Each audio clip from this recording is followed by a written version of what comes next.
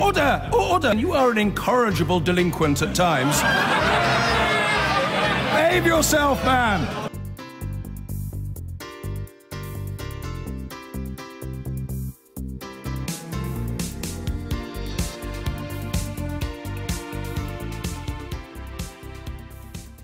So it was a bruising night for the government last night. The Prime Minister's authority diminished, certainly. But what does it all mean for Brexit? Well, last night's dramatic defeat for Theresa May saw 11 Conservative MPs vote against their government in support of Dominic Grieve's amendment. Labour whipped its MPs to vote in favour of the amendment too, and only 2 of their side defied the whip. The government ended up losing by 309 votes to 305. However, the bill still has a number of stages to pass in Parliament, and the government could attempt to overturn the amendment when it has its report stage on January the 16th. The amendment forms part of the EU Withdrawal Bill, which ends the supremacy of EU law and copies all existing EU law into UK law. If it stands, the change to the bill means that Parliament is now guaranteed what the rebels have called a meaningful vote on the Brexit deal. The government negotiates with the EU. So if they reject it, Theresa May could either ask the EU for more time to negotiate or allow Britain to leave the EU without any deal.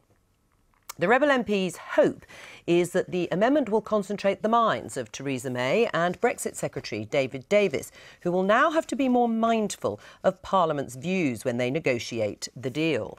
Let's talk now to the BBC's political editor, Laura Kunsberg, who is now in Brussels. Laura, hi. It was a big moment last night as the opposition parties cheered along with the rebels. Theresa May defeated on her own terms over Brexit. But materially, what's actually changed with Brexit? Well, Joe, you're right. It was a huge moment last night. And just as MPs were filing back in for the result, cramming every inch of the Commons, I had a message from one of the leading rebels who said the government's won. They thought that they had not succeeded. They thought that after all of their weeks and weeks of working with the opposition parties that they'd actually not managed to beat Theresa May. But then when the tellers arrived, they did their little shuffle in the chamber and suddenly the opposition benches erupted into cheers, and they had actually done what they wanted and for the first time beaten Theresa May on her own business in the Commons. In terms of what it means, well, here's the funny thing. Nobody is exactly quite sure technically, because first of all, the government might well tweak and change this as this bill goes on, because there's months left to go. And second of all, when you talk to the rebels about what they want, there's sort of a spectrum of opinion. But remember, there are lots of parties who've been working together on this, and some of them really do want a say practically on line by line of every bit of the Brexit deal. Others see it as a matter of pride, that Parliament should have full proper debates, full votes, rather than just a rubber stamping of the deal. But it raises the question, do they really want actually a vote that could sink the deal and sink the government? And I think in the last few weeks they haven't always given the fullest answers to exactly what they're trying to achieve. The reason for that is I think inside that coalition, the Rebels Alliance as it's become known, actually some of them want quite different things. So does it actually weaken Theresa May's hand in the negotiations in Brussels, where you are? It's going to be embarrassing for her to turn up here this morning in front of all the other leaders, having just been beaten by her own side. It is not as bad, however, as the summit when she turned up having thrown away her majority in that disastrous election result for the Tories. I think clearly it will be on leaders' minds, because here in Brussels, since the election, they have been worried about whether or not Theresa May can last. Can they trust what she tells them she'll be able to do when they sit with her in the privacy of their leaders' conversations? But I think while this has been a big drama, no question, it hasn't necessarily been a big disaster. You know, we're not automatically at the beginning here of months and months of defeat after defeat after defeat. But certainly there is a question mark. Will Theresa May have to think a bit more about compromising before pushing things to a vote that might end in defeat? Now let's talk about the Labour Brexiteers, because there are some who believe that actually if those in the Labour Party who support Brexit and have always supported Brexit had voted with the government in larger numbers, then of course Theresa May wouldn't have been defeated. Why did they in the end vote with their party? Well, despite the efforts of, I understand, Labour MPs in that Brexity camp, like Gisela Stewart, who's with you today, who I'm told, and you can check with her, was furiously ringing round other Labour Brexiteers to try to persuade them to stay on side, the number of votes in that, which is normally 9 or 10, went down to 2 or 3. And you're right, had they all stuck with Project Brexit and voted with the government, well, Theresa May would not have lost. But I think, given it was clear for a while the numbers were so tight, that frankly the temptation of beating the government was more important to some of those MPs like Dennis Skinner than it was about trying to stay shackled to the Brexit legislation. But their movement of them is going to be really, really interesting and important in the next couple of weeks. What will that group do when it comes to the vote about a Brexit date next week? What will they do in the months to come? So do the naked power plays between the two political parties trump their principles in terms of Brexit? But just one brief thing. I think last night we saw the House voting on Brexit lines rather than on party lines, and that could be something that starts to solidify as a trend in the coming months. But you know, you talk to some people and they say, look, this doesn't really make a big difference, it doesn't add up to very much more than a hill of beans. I think the answer to that is we will see. Frankly, we just don't know yet. Laura Kunsberg, thank you very much, there for us in Brussels. So, Gisela, you were ringing round, were you, Labour Brexiteers? Why did you fail to persuade them? Well, I confessed to a handful of texts rather than furiously ringing around, of just checking where people were. And I think Laura pointed out something which is really difficult, because party loyalty, you know, you're a Labour MP and you get a chance of defeating a Tory government. And I think that's what kind of the tribalism of our party affiliation. But were you disappointed that they didn't actually vote for Brexit, which is supposed to be the biggest constitutional issue of our time? Well, I think just on that amendment, I would have voted with the government on that one. But you know, 2 of them did, and others sort of held their powder. But the key thing is that legislation is required in order to allow us to exit properly. And what last night did, it just made the process a little bit more complicated. Why? Because there will be debates next week on this Article 9, the statutory powers which you implement, which, according to last night's vote, you need primary legislation before you can do the second one. It's a sequencing question. And at the end of that, you've not just got the Article 50 clear commitment that we're leaving, but also you've got a commission that's coming to its end. So the key thing for me to say is to all my colleagues, remember the referendum mandate was that we are leaving. You're quite right to have parliamentary scrutiny, but now remain true to your word, which says you've accepted that we're leaving and you just want proper oversight, rather than making it a vehicle of stopping Brexit altogether. The vote came at about 7:15 last night, after several hours of heated debate in the Commons chamber. Let's just get a flavour of those exchanges. Parliament has to be able to have a say in this process, and we should trust Parliament to be mature and to be responsible. There were a lot of members opposite who said, actually, if we let Parliament have a vote on Article 50, the sky's going to fall in. But if the treaty isn't right in the eyes of this Parliament, then a couple of months could turn into a couple of years, and indeed, in some cases, people would like it to be a couple of decades. And when she talks, therefore, about a meaningful vote, what about the meaningful vote of the people of this country who last June voted to leave the European Union? It's not a question, I may say to my desperately paranoid Eurosceptic friends, that somehow I am trying in some surreptitious Remainer way to put a spoke in the wheels of the fast progress of the United Kingdom towards the destination to which we're going. When he says that Leavers did not know what they were voting for, he does risk sounding very condescending, because we knew exactly what we were voting for. The problem with my right honourable and learned friend's amendment is that it could be, and no doubt is designed to be used, to try to overturn and frustrate that meaningful vote. Well, we've been speaking. Continue the discussions. This is. I keep hearing. No, I'm not going to give way. I keep hearing. I keep hearing my right honourable friend saying it's too late. It's too late. It's too late. You've never said I've heard you say that. Point of order. I've heard you say that.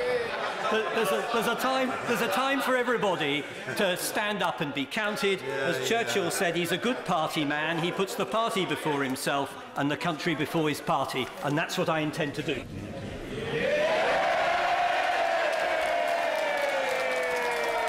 I think we all want to hear the result.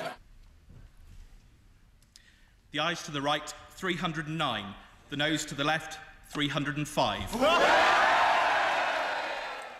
And the House erupted. Well, we're joined now by one of those Conservative MPs who helped defeat the government last night, Jonathan Giannogli. Welcome to the Daily Politics. Hello. Are you proud of yourself, of what you've done? I think we did the right thing, absolutely, yes. I mean, it's important to make out, and looking at those snippets where there's a lot of heat being generated, that, you know, this was not about defeating the government. Well, it was, because you defeated the government. This was not about undermining the Prime Minister's negotiations. This was not about in any way stopping or hindering the Brexit process, which the vast majority of people who did rebel want to see happen.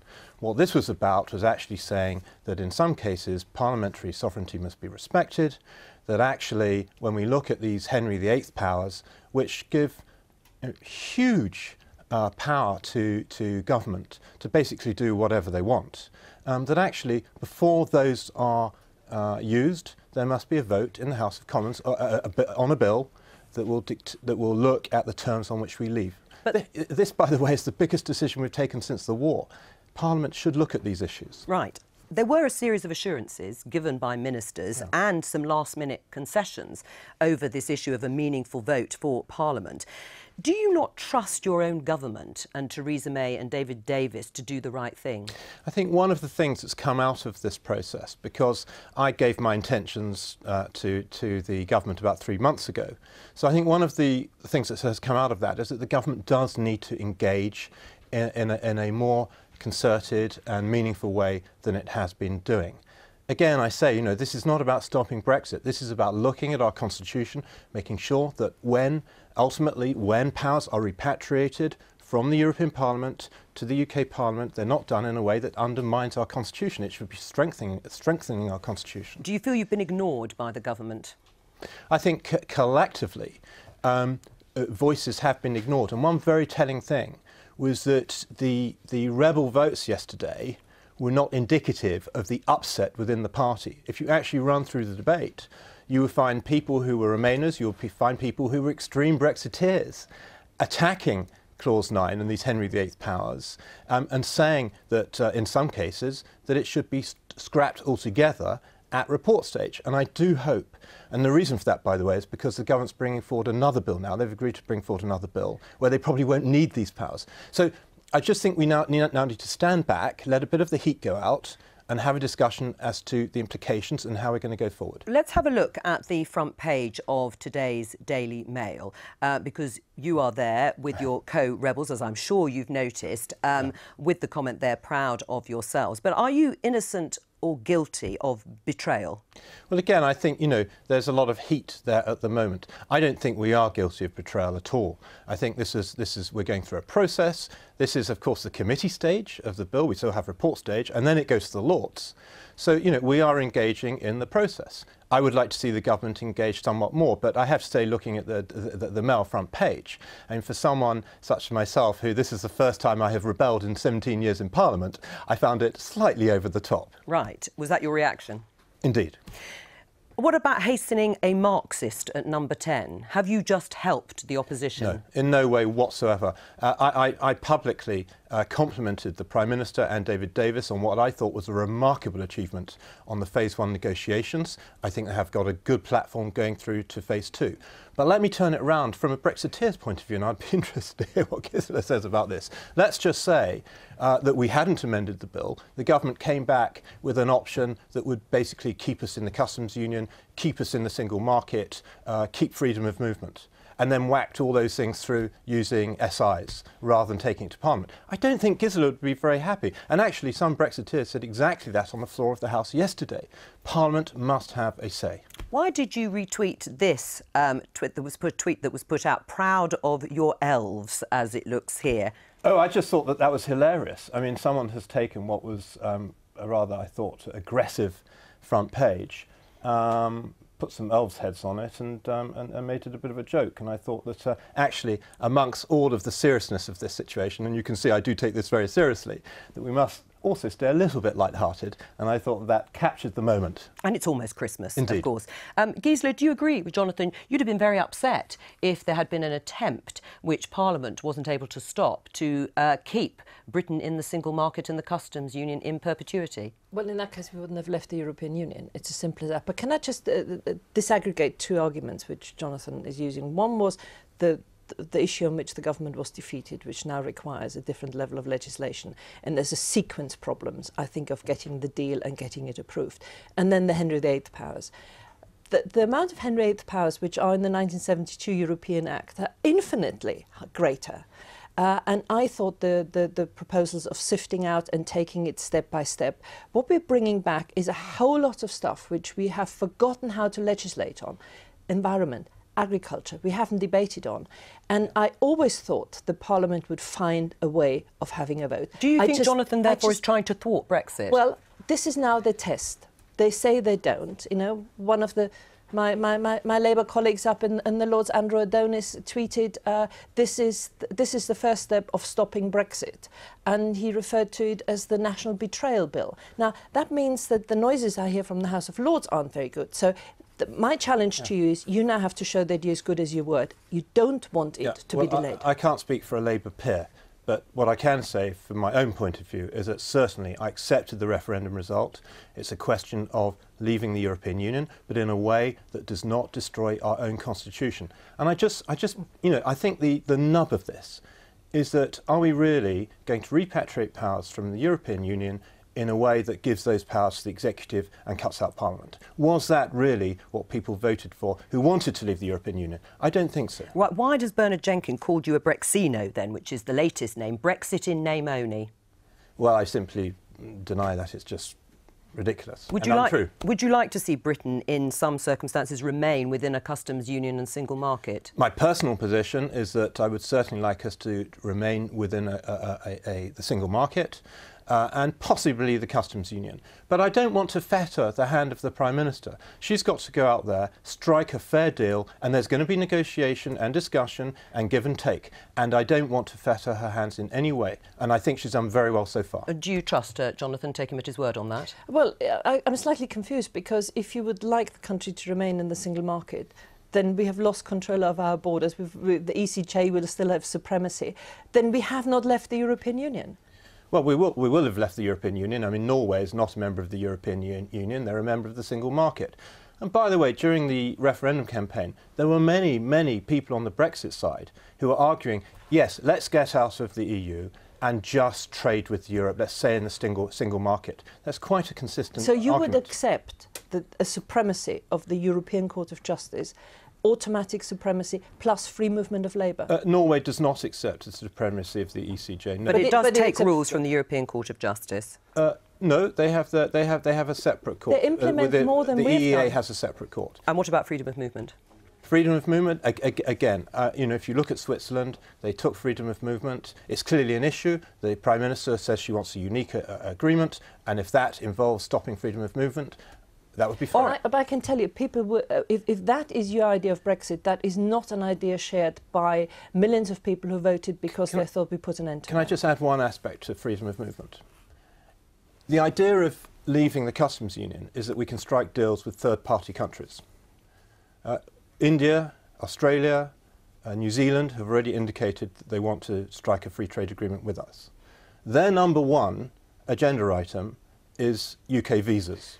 So this idea that we leave the EU, we're not part of the single market, and we somehow don't have an immigration issue anymore is simply Jonathan, untrue. You're misrepresenting this. The issue was that within the European Union, you have got virtually half of our net migration automatic. What we were arguing is that this Parliament decides what its entire immigration policy is. All right, I'm going to have to stop it there. I just need to ask you before you go, will you vote against the government's motion to write the date of departure onto the face of the bill next week? I have already, because of course the debate on that has happened. Yes. And I spoke against it, and I expect the government to make a concession on that and hope they will. And do you think they will, Gisela? I don't know. Should they? Should they just drop that? Well, the real date is the end of the current commission, the end of the Parliament. So I think there already is an end there. So I leave that to the party management if of we were the 3 Conservative days Party. before the date and we're just about to strike a deal, and we need a few more days. We should be able to have that flexibility. I have negotiated. They always strike a deal at the last minute, 2 minutes to midnight, whatever the midnight is. Right, but you are going to stick to your guns on that.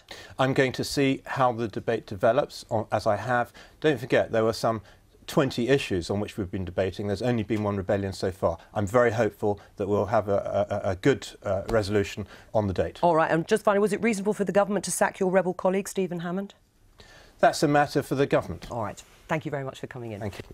Now, Theresa May will join fellow EU leaders in Brussels this afternoon. Bruised, maybe, after last night's vote, but confident that the other 27 leaders will agree to allow Brexit talks to move onto the UK's future relationship with the EU.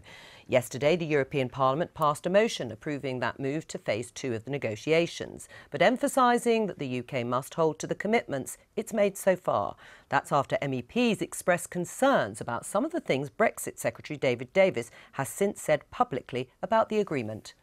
We had an agreement, then it was put into question in London, and that of course raises a lot of questions about any sort of agreement that we're making here, that you're making here with your counterparts.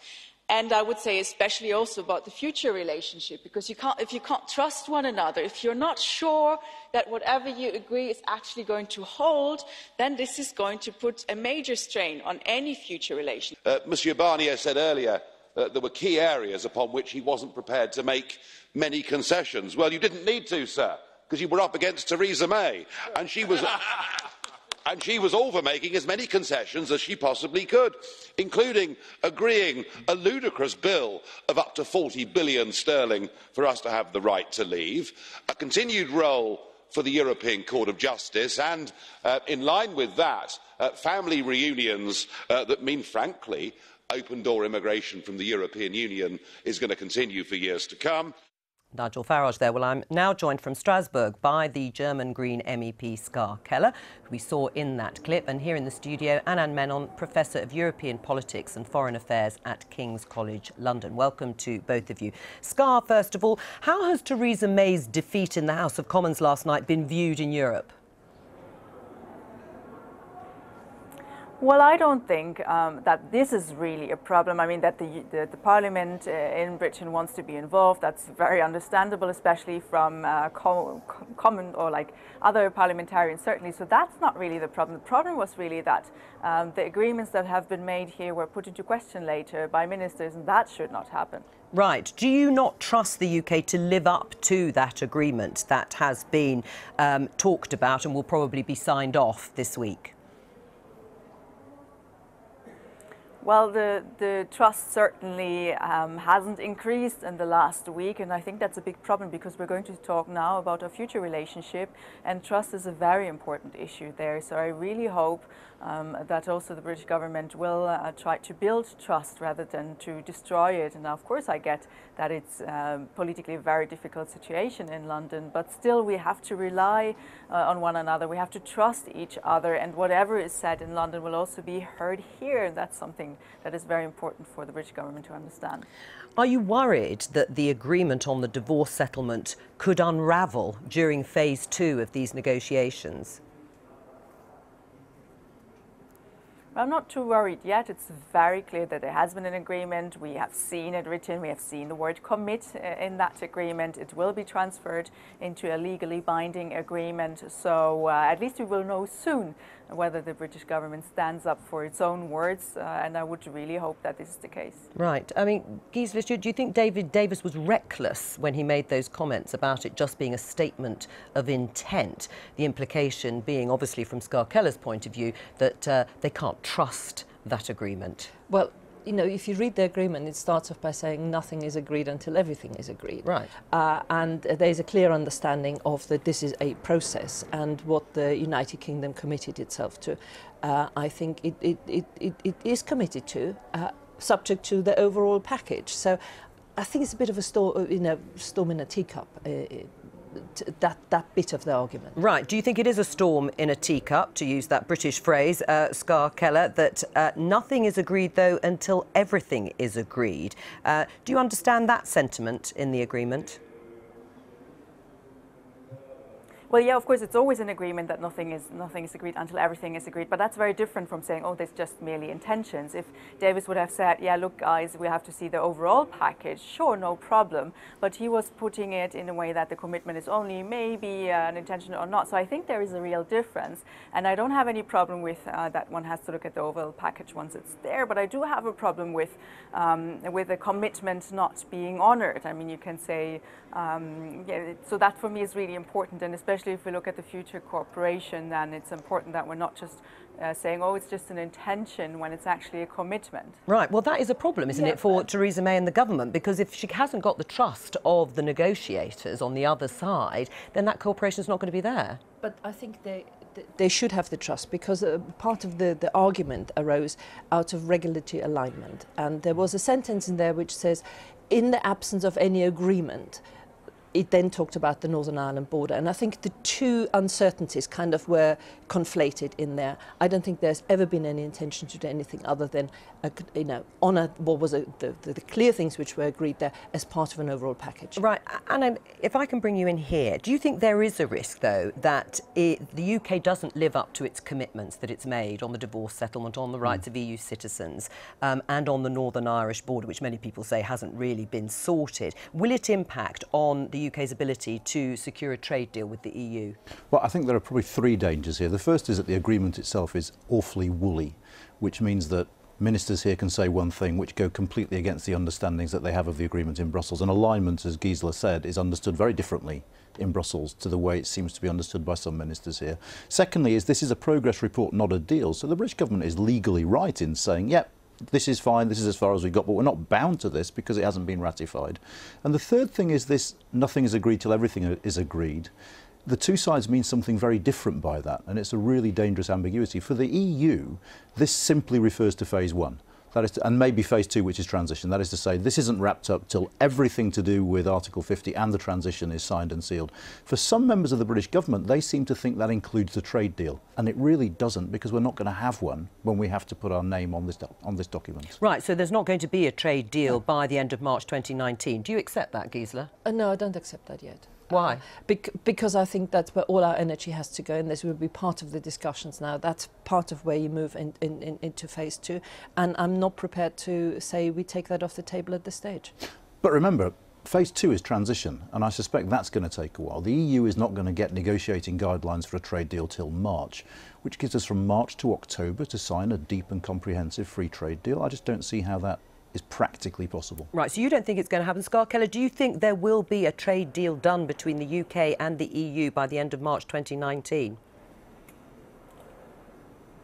Well, I've been actually working on EU trade policy in the Trade Committee here, and the trade deals are really complicated things, just from the whole matter of what you have to deal with. It just takes really long. I mean, we haven't had any trade agreement that hasn't taken many years. So I really don't see how it can be so fast, and that's not a matter of bad intentions. It's just also a matter of practicalities and technicalities. So no, I don't see how we're going to get one so fast. Right, well, I don't want to say 2 against 1 here, Gisela, but I mean, what do you think, what makes you think that there is time, never mind the will, to get a trade deal done? Well, every trade deal that has so far been negotiated would have been one of where you had two diverging blocks, had to find a way of working together. This one is completely different because you're starting from the point of already total convergence. So you're finding ways of how you continue to trade. So it is a different deal, and its complexity is of a different nature, and it can be done if the political will is there. Right. Do you think that's the case, or do you think this is now all about transition, that the next stage will be about agreeing the terms of the 2-year or so transition that will come after March 2019? I think transition will prove more complicated than many people think, simply because the sort of standstill agreement that people are talking about, where essentially we're in the market, in the customs union, but we're not a member state, is legally problematic, and I suspect that's going to drag. I think Gisela's right to a point. Absolutely, we start with full alignment. We start as a member state, so we're not Canada, where you've got to spend the first couple of years identifying areas of convergence and divergence. Nevertheless, looking to the future and where we want to cooperate, how, what sort of judicial oversight there's going to be, what particular customs arrangements we want to put in place, that's not going to happen overnight. Will you accept oversight of the European Court of Justice during that transition period and possibly beyond when it comes to the rights of EU citizens? There has to be a cut-off date, a complete cut-off date. And even on the European citizens, if you look at the deal, it actually is time limited. And when would that be? For the European citizens, it actually has an 8-year limit, if I remember rightly. And you accept that? For the very small numbers where you make referrals by British judges, time limited, small numbers, that's fine. But it's the automaticity of the European Court of Justice, which has, as to the transition period, I think that you can negotiate. I'm sort of slightly more agnostic, but there has to be a clear end date. Right, but you would accept being in the customs union, in the single market, freedom of movement, and some sort of judicial oversight during whatever period of transition? No, I wouldn't put it the way you do, because you have to have agreed of what the final position is, and the transition is towards a clearly defined end state. Right, but not if we haven't got a trade deal. Scarkeller, do you see the transition period of Britain remaining in a status quo position for those 2 years in terms of remaining in the single market, the customs union, and with ECJ oversight? Yes, certainly, because I mean the transition phase is needed in order to define what sort of future cooperation we have. And I mean the ECJ issue especially is for us as in the Parliament very important for and especially of course in the citizens issue, and there you can't just have a cut-off date in any near future, because the EU citizens are still going to be there, and we already see now that many have big problems to prolong their stay, to get a residence permits, are faced with really weird bureaucracy, so that also hasn't increased the trust that we could just leave it to British courts. All right, Anna, before you go, on last night's vote in the House of Commons, what does it mean in practice in terms of negotiating the terms of Brexit? Does it imperil Brexit in any way? No, I don't think so, and I don't think we should assume that those who rebelled against the whip were intending to imperil Brexit. For some of them, this was procedural, this was about Parliament's role. And actually, when push comes to shove, a deal comes to Parliament next September, October. They have to vote on it. At the moment, it looks like the default condition will be no deal. So MPs will face a choice. You either vote for the deal or we Brexit with no deal. So actually, in terms of the dynamics of this process... You don't think it's likely to reject the deal, then? You don't think it is likely MPs will reject it? Well, I think Conservative MPs in particular will think carefully, because it might bring the government down. All right. Thank you to Scarkeller and to you here in the studio. Theresa May has arrived at a crucial Brexit summit in Brussels, saying she's disappointed after last night's Commons defeat. But she said the vote, which gives Parliament a say over the final deal, would not stop her delivering Brexit.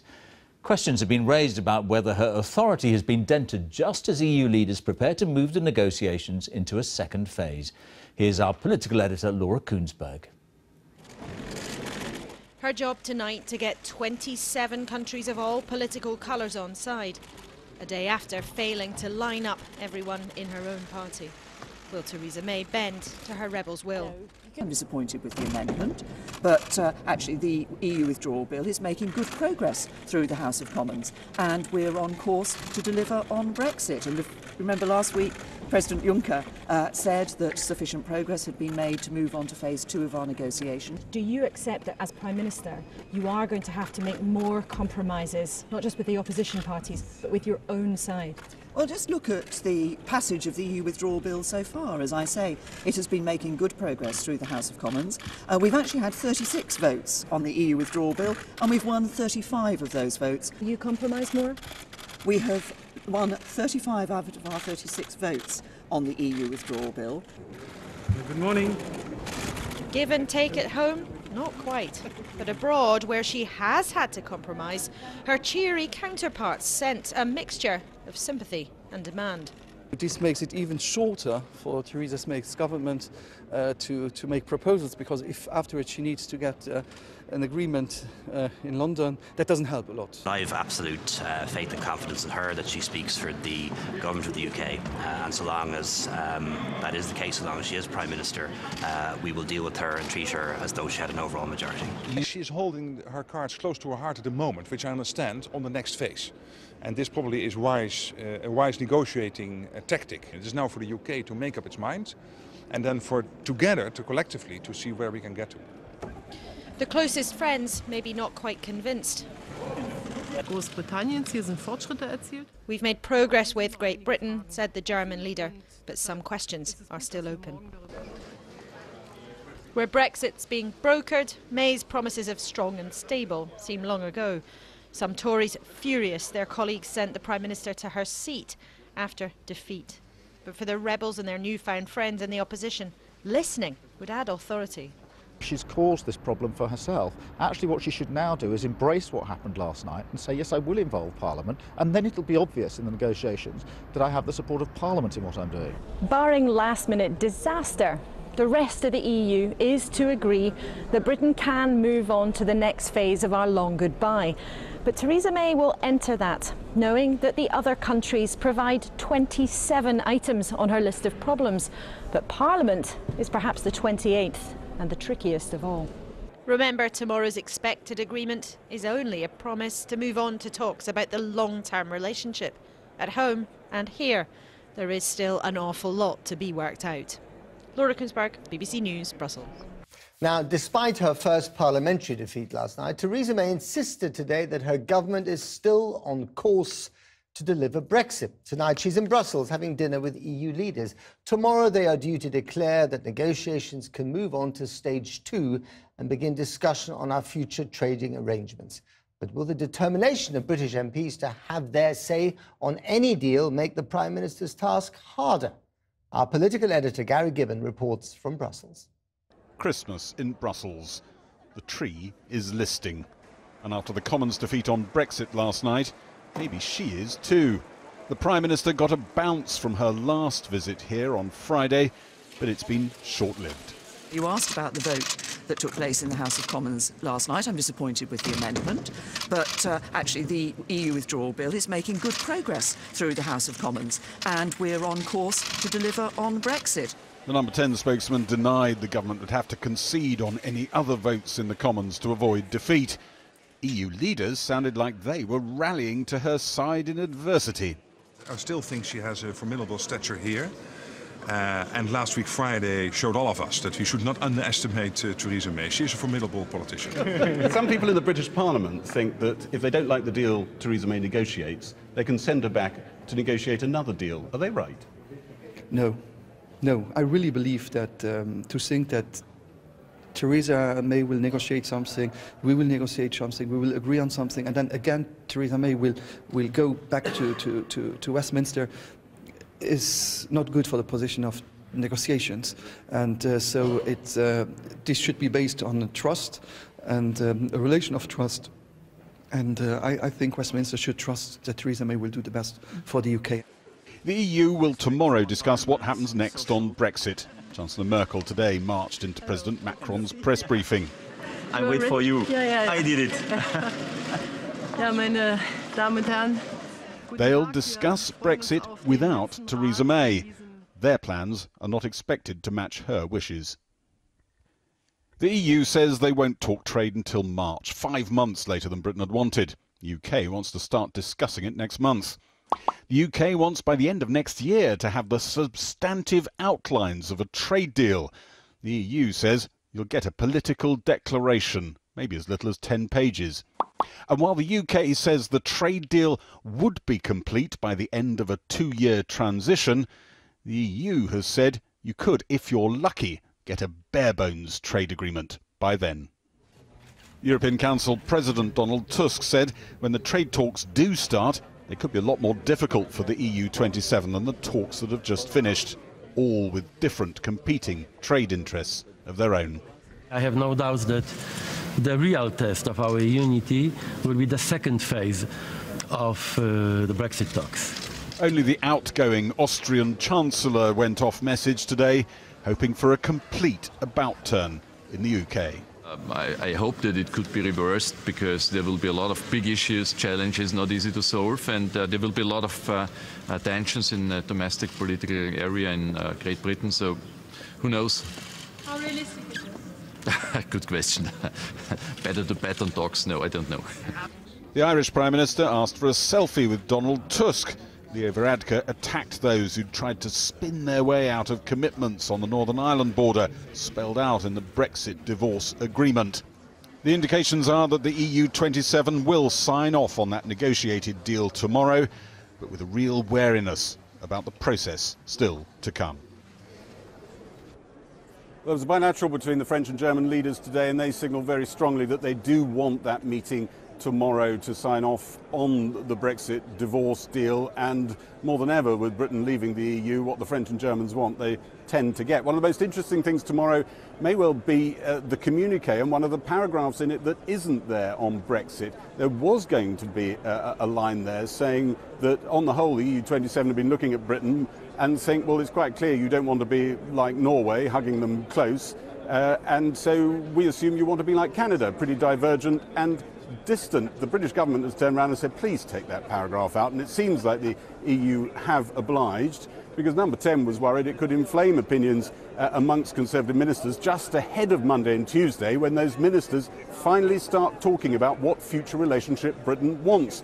And it seems that here they're still focused, whatever the vote was yesterday in the House of Commons, on Theresa May and her cabinet, not the Parliament. And they want them and her to speed up the process of coming up with what they say is a long-delayed view of what Britain really wants from the future relationship. Gary in Brussels, thanks very much indeed. Well, earlier I spoke to Ken Clarke, one of the rebel Conservative MPs, and Jonathan Isserby, the editor of the Eurosceptic website Brexit Central. I started by asking Mr. Clarke if being branded a traitor and a mutineer by the likes of the Daily Mail and the Daily Telegraph fired him up to be even more rebellious. I don't take any notice of it. I mean, it's just all rubbish. And I'm voting in accordance with what I believe to be the British interest. I'm voting in accordance with my own views. And as Edmund Burke once said, I owed my constituents my judgment. I don't just take dictation from the Daily Mail, thank you very much. The whole ranting piece and the others, the Telegraph of rants sort of things not long ago, there's not the faintest relationship to the content of the amendments we're talking about and the amendments I keep voting on. I voted against the government several times already, and I will do so again where, as the government well knows, some features of this bill don't fit with my idea of parliamentary democracy, nor my idea of the interests of my children and grandchildren at all. Jonathan Isserby, hasn't the language of the Daily Mail and the Daily Telegraph backfired here by calling people like Ken Clarke and others mutineers and traitors, and calling them for them to be deselected? I mean, that's just going over the top, isn't it? That's certainly not language that I've used. I don't think it's particularly helpful. But at the end of the day, what we have here is a lot of people voting against the British interest, effectively, because they are effectively undermining the Prime Minister, who is just today over in Europe at the European Council about to embark on these important negotiations. Now, Ken is the last person on earth I would accuse of hypocrisy. He's been consistent on this. He was against the referendum, he was against triggering Article 50, he's voted against any attempt to get us out of the European Union throughout. He's been consistently wrong, but he's been consistent.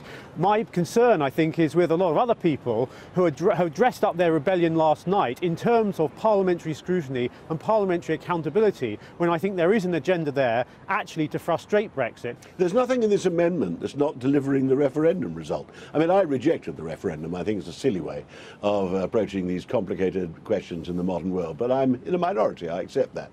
This amendment has nothing to do with whether we leave the European Union.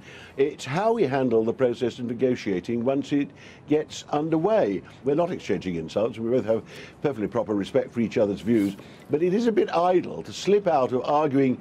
You've got to explain why you think it should have nothing to do with Parliament, what the deal is. And it's a bit of a cop-out to say, oh, well, secretly what you're planning to do is reverse the referendum. Well, I don't think you read Twitter feeds, Ken, but those of us who do have seen a lot of big Remain supporters today being very excited about the fact that this was the first step as they saw it on the way to reversing Brexit. So that is a view being propagated by a lot of people on the continuity Remain side of things. But by the way, I'm not against Parliament having a final say. The government is not against Parliament having a final say. Ken Clarke, you're a passionate pro-European. You don't like Brexit. You don't like the way it's been handled. Right. Why don't you just come clean on this programme tonight and say what you really want is to stop Brexit, and this is an incremental move in that direction? My aim now is to minimise the damage. I don't think we are going to reverse Brexit. Of course I'd reverse Brexit if it was left to me, but I'm in a small minority in the House of Commons on that. Okay, but I don't want new tariffs, new regulatory barriers, new customs processes put between us and our largest single market in the world. We spent years, I was in the Thatcher government that helped put all this together, and I got to keep as much as that if we can. We're going to be made poorer by Brexit. We have been already, but I want to minimise the damage it does whilst we work out how we're going to recover from this sometime in the future. Are you like turkeys voting for Christmas, in the sense that one accusation is that you are opening the door for Jeremy Corbyn to walk into number 10 if you carry on voting like this? I don't see the logic of that at all. Last night's vote didn't bring Jeremy Corbyn one step nearer to number 10. I know, again, the right-wing newspapers all shriek that. They find that's a substitute for arguing the merits of the amendment, because they've none of them got any serious arguments against the amendment. And again, it's sort of slightly dottier right-wing people who can't actually handle the arguments, who start shrieking at you, you're putting Corbyn in number 10. It is a very, very elaborate process that moves from last night's vote to making it any easier or less easy for Jeremy Corbyn to get there. Jonathan Isby, if the European Parliament gets a final vote on the final deal, if 27 European parliaments get that vote, why on earth shouldn't the British Parliament vote on it too? Well, they will, and that's the point. The government have set out a number of ways in a meaningful way. No, sorry? In a meaningful way. Well, how do you define meaningful? I mean, that's not a word that was in the amendment yesterday. An act of Parliament. A statute, the usual way. There is going to be a withdrawal agreement bill set down before Parliament at the end of this process, which Parliament will get to vote on. So there will be a vote. But by that time, it will have been settled. You want that before the agreement's done. Ken Clarke, Jonathan Isby, thanks very much for joining us. The Prime Minister, Theresa May, arrived in Brussels this afternoon for yet another crucial summit, where she's hoping that the other 27 countries of the EU will decide to move forward to those all-important Brexit trade talks. She admitted she was disappointed by last night's House of Commons defeat, but insisted that the necessary legislation is making good progress. Our political editor, Nick Watt, is there. Nick, how was the atmosphere today with the EU 27? A little bit chilly over there, or were there lots of warm hugs? Well, we had a rare sight this evening over dinner with the 28 leaders, including Theresa May, which was a UK Prime Minister being praised by fellow EU leaders. Now, I have covered more of these summits than I care to remember, and I cannot think of a precedent of having a UK Prime Minister being praised like that. Tony Blair, the most pro-European Prime Minister since Ted Heath, he usually in the corridors behind me here had stand-up rows with Jacques Chirac and Gerhard Schröder. So what is going on? Well, EU leaders seem to be impressed with Theresa May's message, which is saying that she wants an orderly Brexit. It's a difficult journey, but she did praise EU leaders for at times working with her. And also the other message was she wants in the future for the UK and the EU to be close friends and allies. But these EU leaders are also making a raw calculation. They believe that Theresa May is gritty, they quite respect her, and they think she'd be far better than the alternative, and that alternative, they believe, would be Boris Johnson. Another point, there was that vote, as you said, in Parliament last night. They've acknowledged that. Clear message from all leaders. We're negotiating with you, Prime Minister, not your Parliament. Now, Nick, on those negotiations, any more news on the timetable about the all-important transition phase or implementation phase, whatever we might call it, and the actual trade talks themselves, the really important bit? Well, Theresa May made clear this evening that she would very much like to move on to the next stage, and particular urgency on implementation or transitional arrangements, as the EU calls them. The problem for her is that the draft council conclusions are saying that in that 2-year period, the entire body of EU law would apply to the UK, and any new regulations that are introduced in that period, they would also apply to the UK, and the UK wouldn't have any votes. That crosses a Boris Johnson red line. But on the future trade arrangements, there will be some guidelines published tomorrow, and the UK is very hopeful that they will be quite vague, and that will give the Prime Minister time to talk to her cabinet next week, to talk about the future, and not have her padlocked in to a definitive EU position on that just yet. Nick Watt, thanks very much.